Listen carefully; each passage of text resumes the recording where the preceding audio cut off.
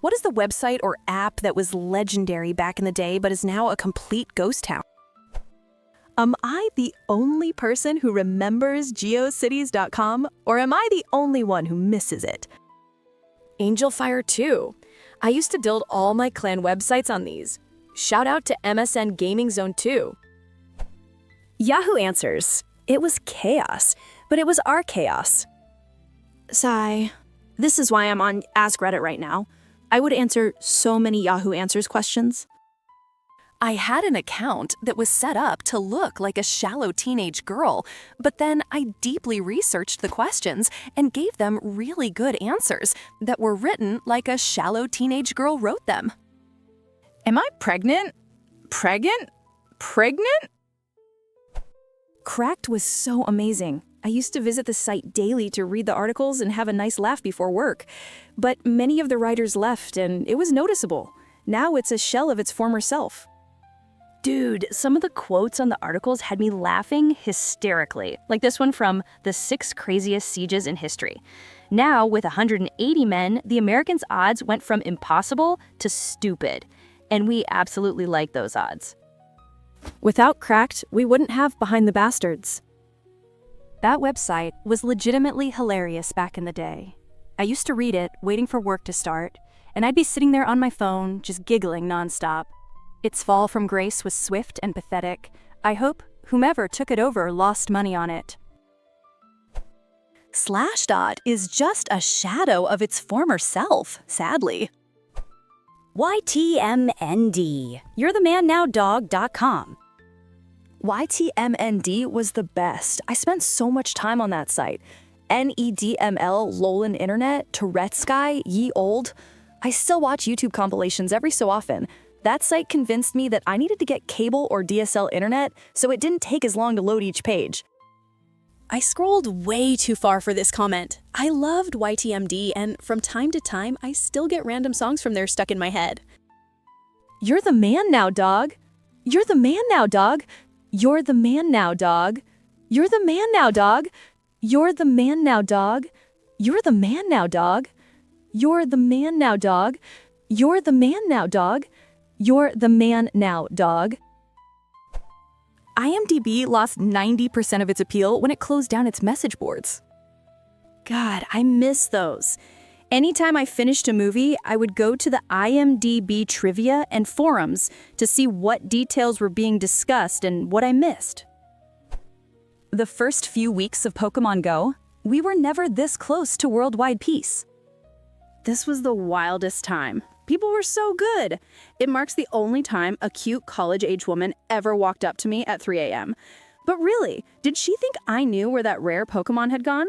I was looking for it myself. Sadly, I forget the name now.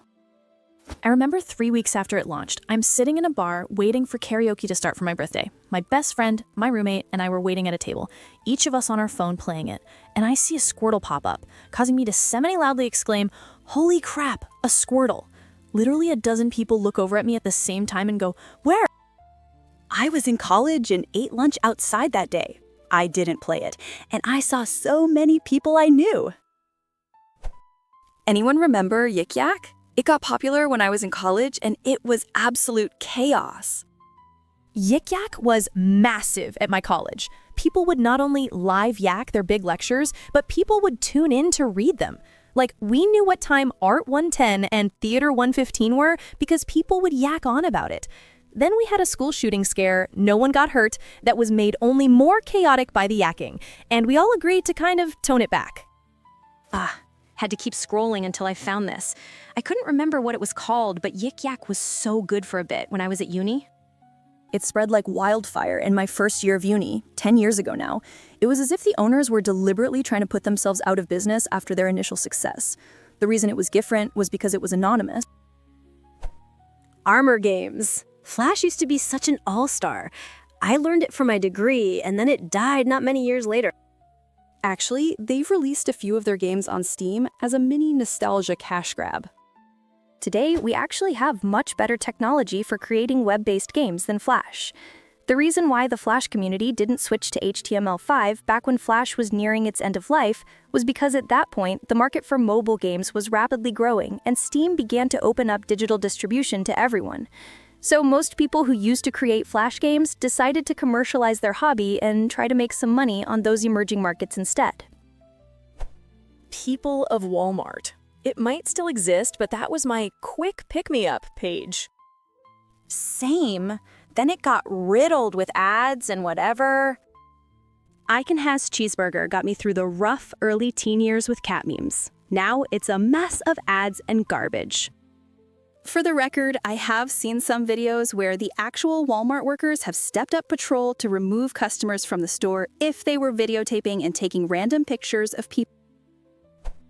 Photo bucket. The pain of going through old forums and seeing all of the expired photo bucket links. I still get emails from PhotoBucket warning me that my archive is about to be cleared out, but I can still save it. It's still attached to my AOL email account, which still contains my legal first name and the entirety of my birth date. I have a 25-year-old car, so all of the forum posts about it are really old, so most pictures are expired. They decided to paywall it. You couldn't even see your own gallery without subscribing. I had to delete my old images, all trash except like 2 pictures, like 10 at a time, because I wanted to see what I was deleting. Honestly, most Flash game websites, AndyCon, Newgrounds, Congregate, Addicting Games, Miniclip, rest in peace, Adobe Flash, you will be missed. Congregate gave me many good hours of fun. Rest in peace. Hamster dance. I don't think it even exists anymore. Napster was awesome and a great idea. But oh no, Lars had to throw a little girl tantrum about it.